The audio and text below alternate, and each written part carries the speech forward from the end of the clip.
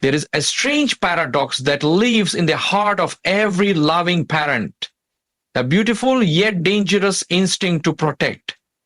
We want to guard our children from every heartbreak, every failure, every fall, every scrape, every disappointment.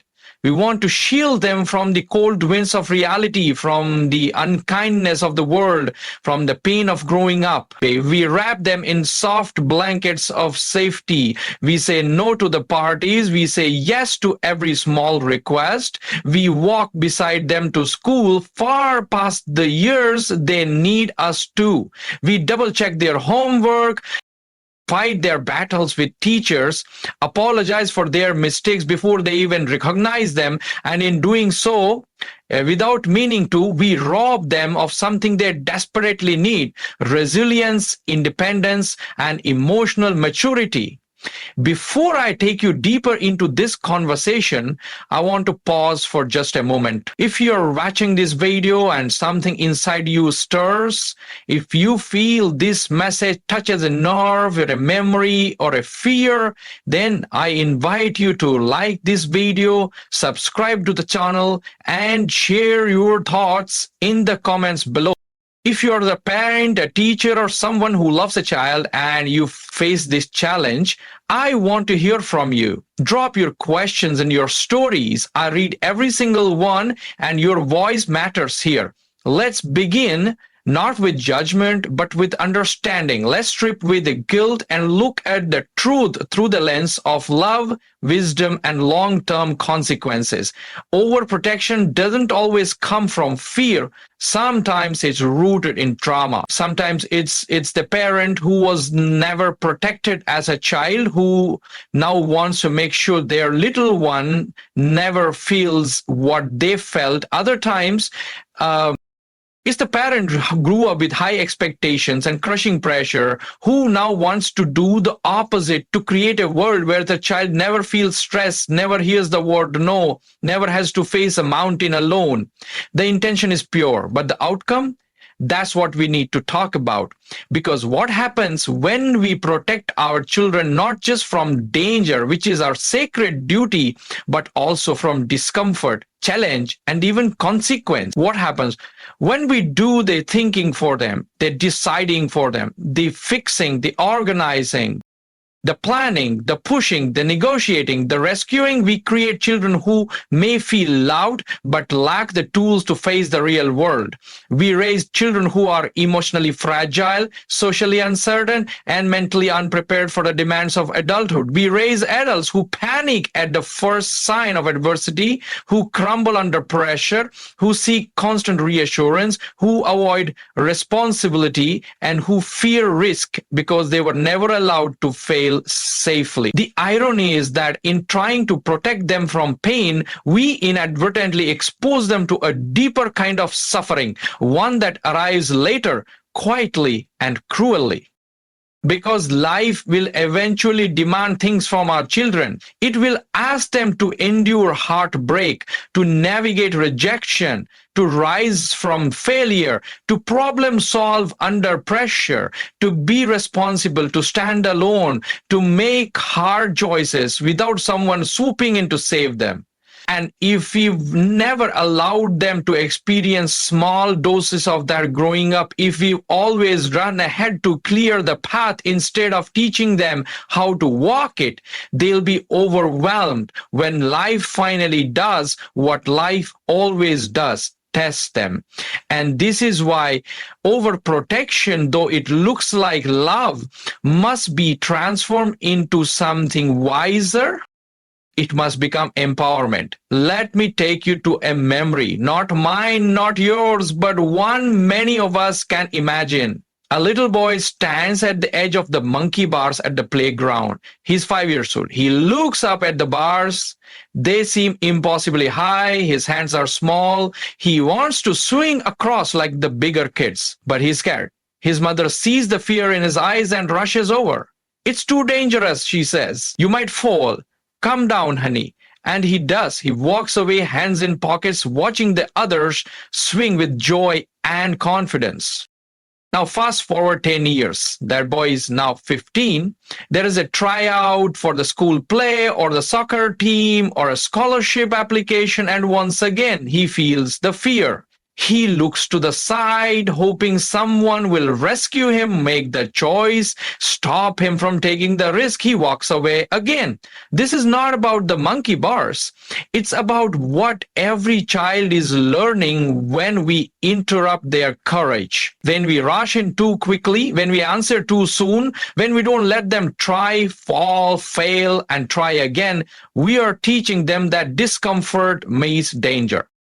That fear means stop. That uncertainty means don't even begin. And slowly they learn to avoid the very things that help them grow. You see, children need more than love. They need experiences that stretch them, conversations that challenge them, situations that call forth their problem solving. They need to hear no sometimes and not yet and try again. They need space to be bored so they can learn to be creative. They need to be allowed to forget something and face the consequence so next time they remember. They need to feel frustration so they can learn patience. They need to be told the truth even when it's hard. And yes, they need to fail small, safe, age-appropriate failures that help them develop grit. Because grit, that inner determination to keep going, doesn't come from praise. It comes from practice, from persistence, from pushing through discomfort and discovering I can do this even when it's hard, even when I'm scared, even when I fall. You cannot hand a child confidence. You cannot gift them resilience. These are not things we can wrap in a bow. These are traits forged in challenge, polished by struggle, and strengthened by support, not rescue. Support, not rescue. There is a difference. One builds strength, the other builds dependency. One says, I believe you can do this. The other says, let me do it for you. Let me tell you. And this is hard to hear, but many of the young adults I counsel today are not failing because they're not intelligent. They've never had to handle delayed gratification. They've never been told, figure it out, and been left to try. Their childhoods were padded with protection. No scraped knees, no hard talks, no real responsibilities. And now that they are in college or working their first job or facing their first breakup, they are overwhelmed by normal life experiences. And they are not weak. They were simply not prepared. And now we enter the most delicate layer of this truth, the emotional dependency that overprotected children often carry into adulthood. When a child is overprotected, they are not just being kept safe from harm, they are being silently taught that someone else will manage the outcomes of their choices. Someone else will fight the battles, smooth the roads, remove the tension, eliminate the need to wrestle with discomfort. As they grow, these children often struggle to develop a stable sense of self. Their confidence is externally located in their parents' reactions, their approval, their problem solving, instead of being rooted within their own internal compass. And that is a devastating handicap to carry into adulthood. Because what happens when the parent is no longer there to intervene? What happens when real life presents a moment where action must be taken, decisions must be made, and mistakes must be owned? And there is no one left to take the fall for them. The child, now an adult, is left emotionally paralyzed. Not because they are weak, but because they were never given the tools to process failure, to confront fear, to build confidence the honest way by doing hard things and surviving them. You see, there is a difference between loving protection and emotional coddling. One teaches the child, you are safe, now go be brave. The other teaches, the world is dangerous, stay close, stay small, let me handle it. One empowers, the other weakens. And when a child is weakened emotionally over years of overprotection, they start to believe in limitations that were never theirs to begin with. They begin to doubt their ability to handle adversity. They struggle to regulate their emotions. They avoid responsibility out of fear they'll get it wrong. They become perfectionistic, afraid to make mistakes because every mistake was previously erased or softened by an adult's intervention.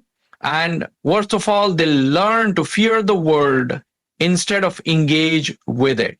Fear, my friends, is not the natural state of a child. Curiosity is, exploration is, movement is, questions are. But when a child is raised in a world where every unknown is labeled danger, where every fall is viewed as a crisis, where every challenge is met with interference, their nervous system adapts accordingly.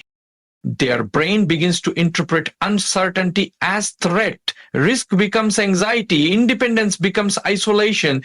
And then we wonder later why so many young adults are anxious, afraid, hesitant, unsure. We wonder why they won't speak up in class, why they crumble at criticism, why they avoid risk even when it holds reward. We forget that their entire childhood taught them one thing: safety above strength, comfort above courage, avoidance above resilience. And what of the parents? The ones who love so deeply that they try to do it all. I see you, know you. You are not selfish. You are not weak. You are not doing this out of laziness. You are doing it out of love. But love, real love, must look further down the road. It must see not only the comfort of today, but the strength required for tomorrow. It must ask not how do I keep my child happy right now, but how do I prepare my child to thrive without me one day? Because the goal of parenting is not to raise children who need us. It's to raise children who know how to be without us. Not because they don't love us, but because we taught them how to trust themselves. Let's talk about consequences, not the punishments we fear, but the consequences of not letting children grow. Overprotected children often struggle with problem solving. They second guess themselves constantly. They may become dependent on others for decision making, approval, or emotional regulation. Some may develop people pleasing tendencies, terrified of making mistakes or disappointing others. Others may swing in the opposite direction, rebelling hard, craving freedom they were never given, but lacking the wisdom to handle it responsibly. Both extremes are symptoms of the same root, a childhood that lacks emotional autonomy. And make no mistake, emotional autonomy is built in the little moments. When a child forgets their lunch and we don't drive it to school immediately, not out of cruelty, but to let them experience mild discomfort and learn preparation.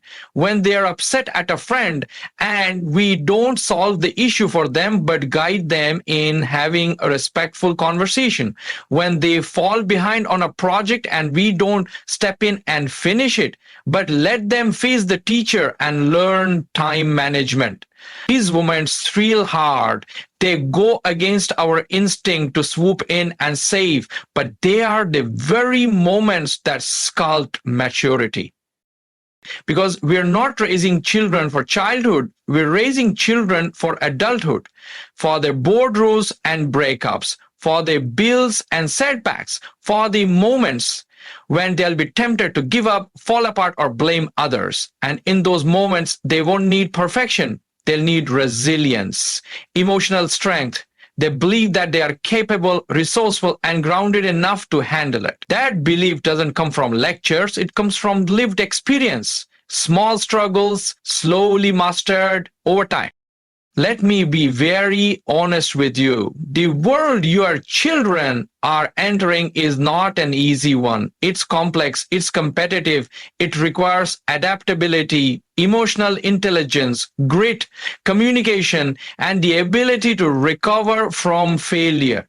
If you shield your child from every form of adversity now, you are not protecting them. You are delaying their suffering. You are ensuring that their first encounter with real challenge will be overwhelming. And that's not love. That's fear wearing the mask of love. But here is the hope, and it's powerful. It's never too late to shift. Even if you've been overprotective, even if you recognize these patterns in your parenting, your teaching, your caregiving, change is always possible. You can begin today to let your child take more responsibility, to tolerate their discomfort a little longer, to ask questions instead of giving answers, to let them face a small failure without you rushing to fix it. And in doing so, you begin to send a new message. You are strong enough. You are wise enough. You are capable. I trust you to grow. And that trust, that earned trust, becomes the seed of confidence in your child. Confidence that is not based on praise, but on practice. Confidence that says, I've been through hard things, I've solved problems, I've made mistakes and survived them. That kind of confidence cannot be taught. It must be lived. And here is the magic. When your child starts to feel this confidence, they stop needing constant validation. They stop rising, standing, choosing, leading. They begin to feel the thrill of mastery, not just of skills, but of their own emotions, reactions, and choices. And that is the foundation of a fulfilled life. Let me pause here and ask, how are you feeling so far? Are these words resonating with your experience as a parent or someone who works with children?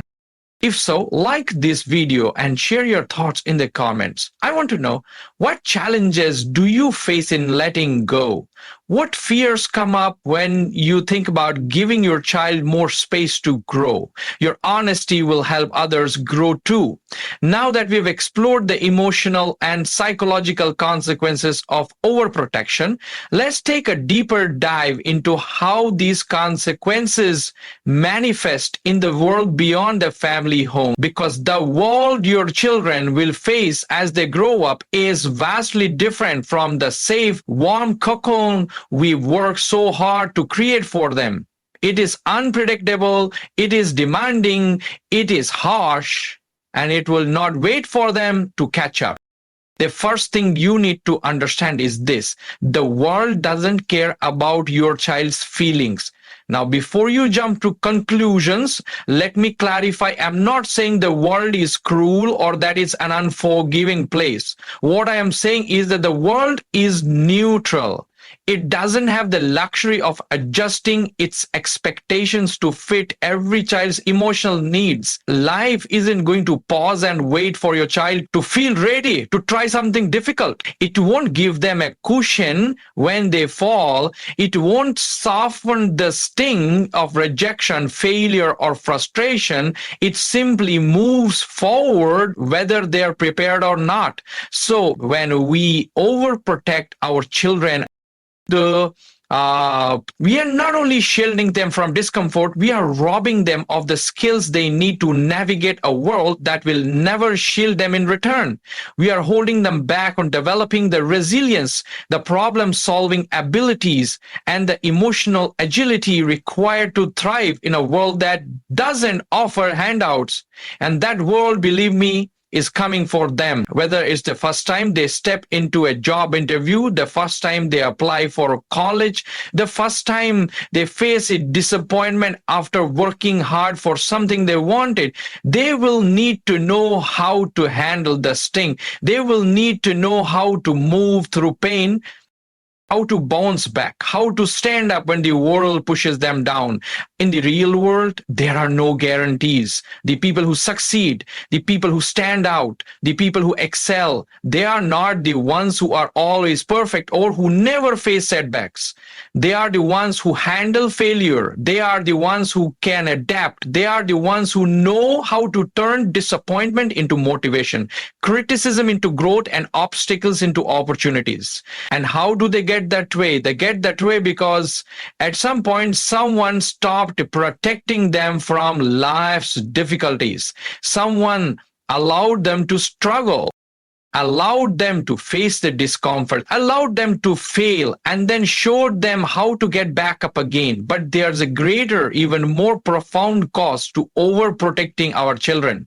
It's a cost that echoes through every corner of society.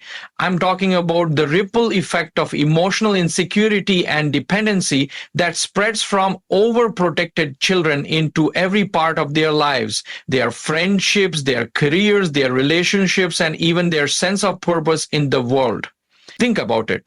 If a child grows up with an inflated sense of safety, with the belief that someone will always take care of their problems, how does that affect their relationships with others? How do they handle conflict? How do they negotiate differences, face disappointments, or share power? When a child hasn't had to advocate for themselves, defend their boundaries, or express their own needs in a healthy way, they grow up to become adults who either overcompensate by being passive aggressive, or on the flip side, become overly aggressive in seeking validation and control. Overprotective children often struggle to develop healthy boundaries because they have never had the opportunity to practice setting them. They've never had to stand firm in their decisions or face the discomfort of asserting themselves. Instead, they become people pleasers or avoiders, afraid to speak up because they don't know how to navigate the emotional consequences of disagreement. And in adult relationships, whether romantic, platonic, or professional, this can create patterns of passive behavior, insecurity, and a lack of self-assurance. What's more, when we overprotect our children from the realities of the world, from rejection, disappointment, and failure, we inadvertently teach them that their worth is contingent on external validation. They begin to tie their sense of self-worth to approval from others. They rely on external sources to validate their value because that's all they've ever known. But the harsh reality is this: the world does not owe us validation. The world does not owe us constant affirmation. True self-worth, the kind that's unshakable and resilient, comes from within. It comes from knowing deep in your soul that you are enough, regardless of how many people cheer for you or how many times you fall short. When we overprotect our children, we deny them the opportunity to internalize that deep, unshakable confidence. We keep them tethered to a life of external approval, and when the world doesn't validate them the way they expect, they feel lost, they feel abandoned, they feel broken. Let me tell you something powerful. The moment a child learns that their value doesn't depend on the approval of others, that's when true freedom begins. And that freedom doesn't come from being protected from life's challenges. It comes from facing those challenges head on and realizing I am still worthy, I am still whole, I am still enough. And this is the key to a healthy, balanced, and successful life. The belief that you are enough, regardless of the external circumstances. That belief is something we must teach our children by modeling it, by showing them that failure does not equal worthlessness, that rejection does not equal unlovability, that disappointment does not equal defeat. These are all things we can only learn by experiencing them and then rising from them. But how do we do this? How do we stop the cycle of overprotection and raise children who are emotionally strong, independent, and resilient? It starts with a shift in perspective. Instead of thinking of parenting as a process of protecting our children from every hurt, we must begin to see it as a process of preparing our children for the inevitable struggles and setbacks of life. Instead of wrapping them in bubble wrap, we must teach them how to handle the bumps and bruises that come with growing up. Instead of stepping in to fix every problem, we must step back and allow them the space to solve their own problems. and be there to guide them when they need it, not to do it for them. It means teaching them how to fail and how to get back up again. It means encouraging them to take risks, make mistakes, and ask for help when they need it. It means modeling resilience in our own lives, showing them that we too are not perfect, and that's okay. We are all a work in progress. Parents, teachers, mentors. We cannot protect our children from every storm, but we can teach them how to weather it, and that's what will truly empower them, not just to survive in this world, but to thrive. If you found this message helpful, if you're beginning to see the importance of shifting your mindset about protection and preparation, I encourage you to like this video, subscribe to this channel, and share your thoughts in the comments below. What are some of the fears you face as a parent when it comes to letting go of overprotection? What small steps can you start taking today to help your children grow stronger? I would love to hear your thoughts, and I promise I will continue reading and engaging with each comment. As we move forward in this journey, let's remember that our goal is not to raise children who need us forever. Our goal is to raise children who are strong enough, resilient enough, and independent enough to face the world on their own with confidence, courage, and the belief that no matter what comes their way, they can handle it. And this is the legacy we want to leave.